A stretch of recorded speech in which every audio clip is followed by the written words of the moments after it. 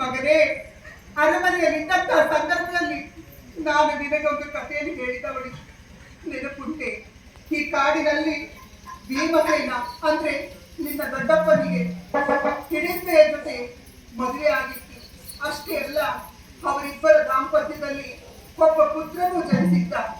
ಕಲಿಗಟ್ಟೋದ್ಯುಜ ಎನ್ನುವ ಹಾಗೆ ಆತ ಸಾಮಾನ್ಯದವರಲ್ಲ, ಪರಾಕ್ರಮಿ ಆತ.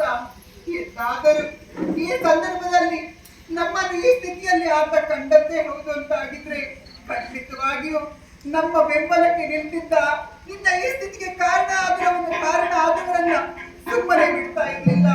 ಮಗನೇ, ಈ ಸಂಕಷ್ಟವನ್ನು ಈ ಕಾಡಿನಲ್ಲಿ ನಾನು ಯಾರಿಗೆ ಹೇಳಿಕೊಡುತ್ತೇನೆ?